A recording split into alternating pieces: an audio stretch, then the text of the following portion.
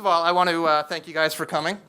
Now, back in 1996, Rick Hogan in The Trib wrote, Mahoney does not do the dog and pony thing. He is the only member of the Frasier cast not to have chatted up with Leno or Letterman, et cetera, et cetera. So, thank you for being here. I hope you don't run screaming for the hills of the Department of Fleet Management outside. No. It's great to be here. When a few months ago, I interviewed the actor Joey Slotnick, who was playing Groucho's role in Animal Crackers at the Goodman. And one of the things that surprised me, he said that more than the actual performances, he enjoyed the rehearsal process the most. You guys are in rehearsals right now. Does that ring true for you guys too? Well, I don't know about Rob. Not for me. Okay. Some of my dearest friends, like Laurie Metcalf and John Malkovich, they get so bored with it.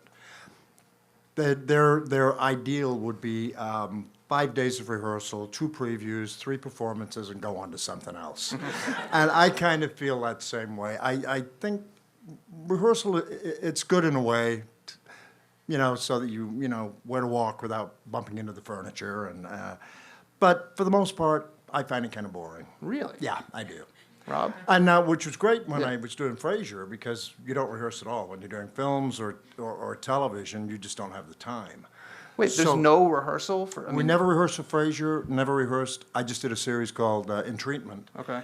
I had no. You go in there, they start the cameras, and you work. They show you the script before. They show you the script. They send you the script, if you're lucky, a couple of days beforehand.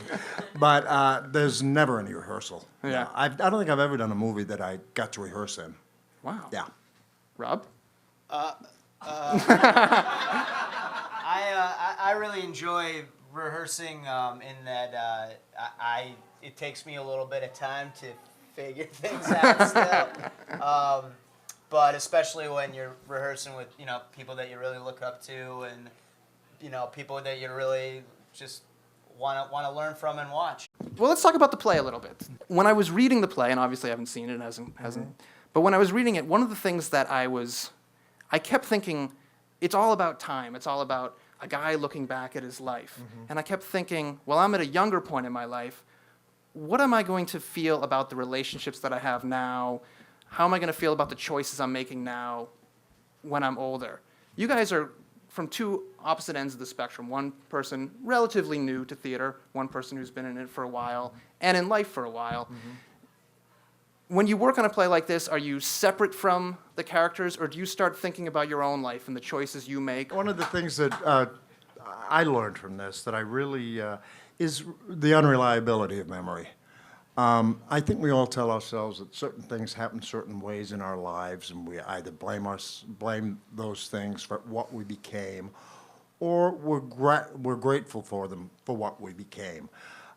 But what I've noticed in this play, and it has made me think about my own life, is that these memories are just not necessarily true. And things that you have told yourself over the years, and memories that you have of things that happened to you as a young man, they didn't really happen, and not the way that you supposedly remember them. Yeah. But and there's a lot of things you blame your past for that actually the past is blameless, because that's not the way it happened. And the character that I'm playing, Drum, is he's watching his life when he finds out that he has this terminal illness. He wants to repair some bridges and everything, but every time he looks back at the things that need repairing, they didn't quite happen the way he remembers them. And some of the things he's blamed himself for, he's not responsible for. And some of the things he's so proud of actually are despicable things that he's done that he has just buried in his mind. When you, in a play like this, when there are two people playing the same character at different stages, how do you make sure that the younger Drum is the same person as the older Drum, and same for Lar?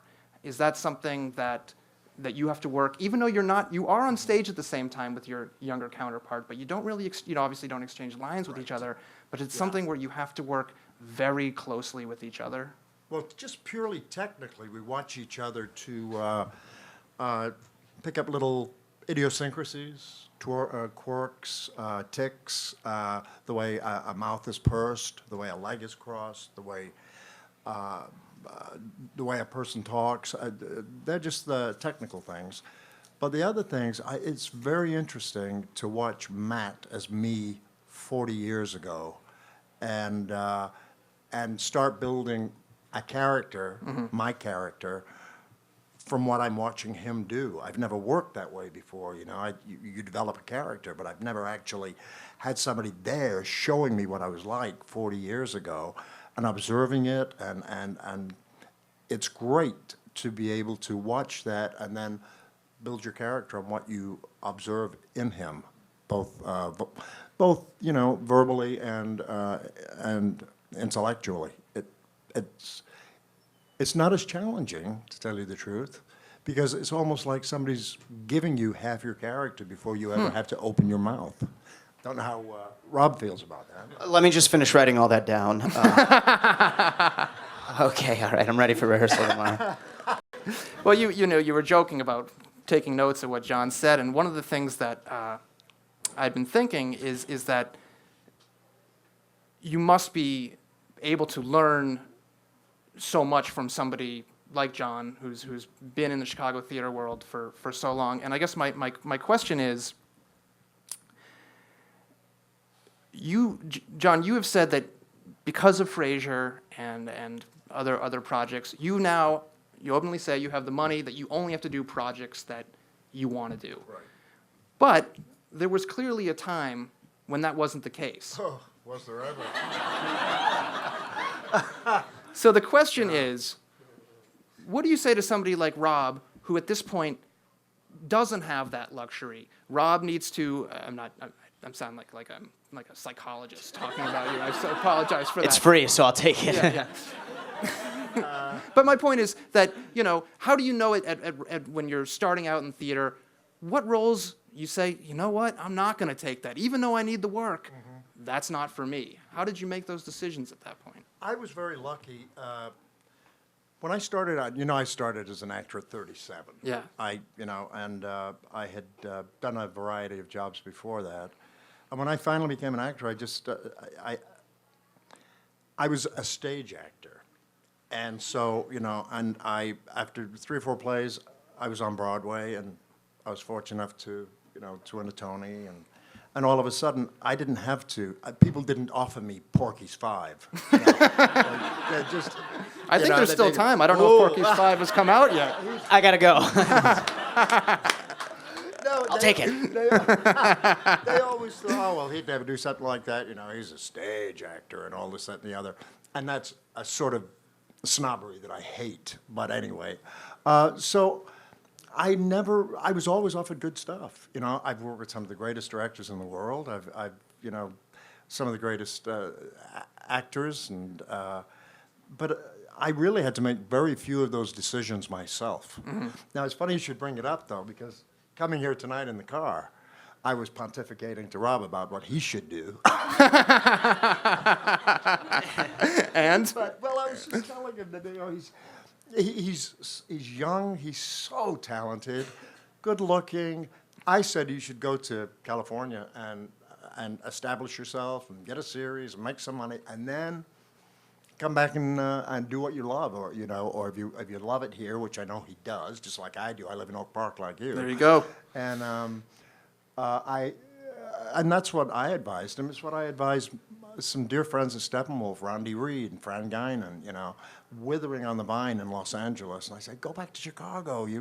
I don't know what it'd look like. I'm just a failure and I couldn't make it. No, it won't. You'll be working. What are you doing here in California? Nothing's happening for you. You're the wrong age. Just go back. And so Rondi comes back here, and next thing you know, she's on Broadway, and she's got her Tony Award, and she's got a great life, and everything. And it's because she came to the realization that this is where she belonged. I, fortunately, came to that realization right from the start. I've never lived anywhere but Chicago. Even when I was doing Frasier, I was the only one out there. I drove for 11 years onto the Paramount lot with an Oak Park sticker on my car and Illinois license plates. I don't know how I got away Well, with Oak it. Park will charge you forever. Oh, if they'll you've charge me lived there forever for that. I know. But I just never wanted to be anywhere but here, and so that's the sort of advice I give to people. But at the same time, you're not going to make a lot of money here. You want to build yourself a nice Blu-ray collection or something, or or buy a car, or possibly Food. stuff Yeah. like that. You probably have to go somewhere else first, and that would be the advice that I would do. Go, but come back.